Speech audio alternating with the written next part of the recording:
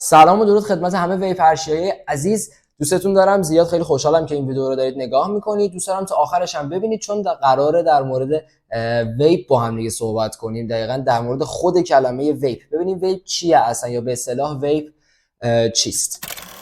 دستگاه‌های ویپ یا به اصطلاح همون سیگارهای الکترونیکی قدمتشون برمیگرده به حدود 8 سال یا 9 سال پیش که اولین تولیدهاش داخل کشور چین صورت گرفت.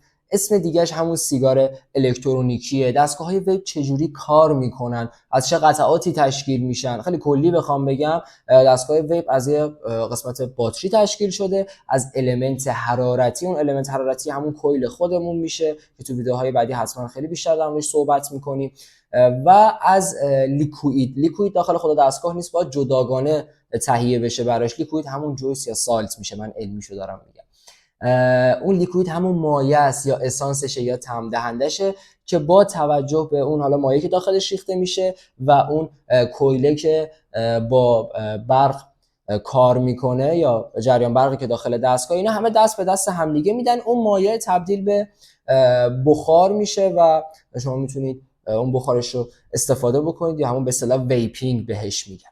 همونطور که خدمتتون گفتم 8 سال 9 ساله که الان ویپ قدمت داره، اما دو تا مطلب اینجا داریم که داخل ایران حدود 1 سال خیلی مد و ترند شده این دستگاه ها، جوری که الان گردن همه میبینید یا دست همه میبینید تو خیابون، اتوبوس، مترو، آشنا، فامیل، اقوام، در و همسایه.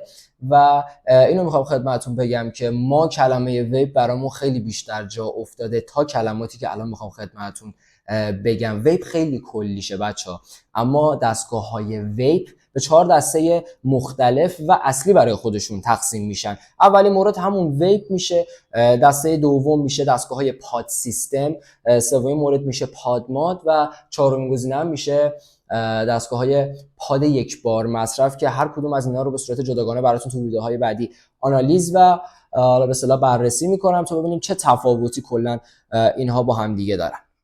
پس گفتیم دستگاه‌های ویپ اسم دیگهش میشه سیگارهای الکترونیکی. همونطور که از اسمش معلومه این دستگاه طراحی شدن برای چی؟ برای جایگزین سیگار یا قلیان. پس این دستگاه پیشنهاد نمیشه برای افرادی که حالا میخوان به عنوان تفریح خیلی استفاده بکنن. اوکی، چون به هر حال دود ضرر داره دیگه، خیلی راحت بخوام بگم دود ضرر داره. اما یه مطلب دیگه هم هست، اینا بهش خیلی ریز اشاره بکنم، 95% دستگاه‌های ویپ و پاد ضررشون کمتر از سیگار و قلیونه. این مطلبی هم هستش که خیلی جاها اثبات شده، اما نظریه‌های متفاوتی هم در مورد دستگاه‌های ویپ و پاد هست که توی ویدیوهای بعدی بهش میپردازیم. داشتم خدمتتون میگفتم اسم دیگه ویپ همون سیگار الکترونیکی میشه، یعنی جایگزین سیگار و قلیان. حالا اینو میخوام خدمتتون بگم در مورد معایا و مزایاش. یکی از مزایا یا میشه گفت چند تا از مزایاش برمیگرده به اینکه دردسر خیلی کمتری داره نسبت به سیگار و قلیون. اون داستان خاکستر سیگار یا زغال درست کردن قلیون، چاق کردن قلیون، این دردسرها رو میتونیم بگیم نداره و اونها دود تولید میکنن، اما دستگاه‌های ویپ یا پاد بخار تولید میکنن و خب این توی به اصطلاح آلودگی خیلی تاثیر داره. همینطور برای سلامتی خودتونم خیلی به اصطلاح تفاوت داره دیگه. به هر حال دود با بخار قطعا تفاوت داره. و یکی از مزایای دیگه دستگاه‌های ویپ و پاد این هستش که حمل و نقل خیلی آسونی دارن، دردسر فندک زدن و آقا این قلیونم بزرگه و میخوایم بریم مسافرت و از اینجور چیزا دیگه شما نخواهید داشت. و مطلب بعدی هم این که در مورد به اصطلاح اون داستان ضررش که خدمتتون گفتم، اینم خیلی نکته مهمی میتونه باشه. من هی دارم تاکید میکنم روش، خب مطلب خیلی مهمیه در مورد 95% سیف تر بودن و ضرر کمتر نسبت به سیگار و قلیون دارم خدمتتون میگم.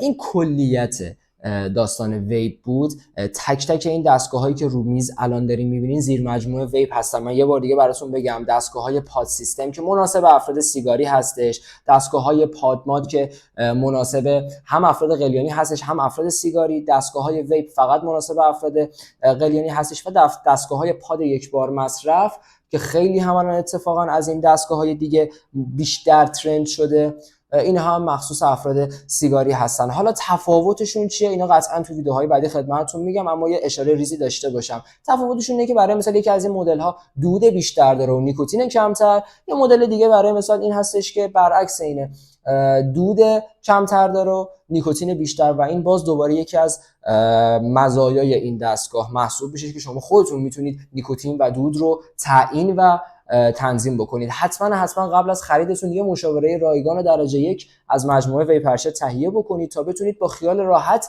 اون دستگاهی رو که مناسب شرایط خودتون هست رو تهیه بکنید. اینجوری خیلی به اصطلاح دلنشین‌تر خریدتون و هیچ موقع هم پشیمون نمیشید. دوستتون دارم زیاد، امیدوارم مفید بوده باشه. وقتتونم بیشتر از این نگیرم. یا علی مخلصی.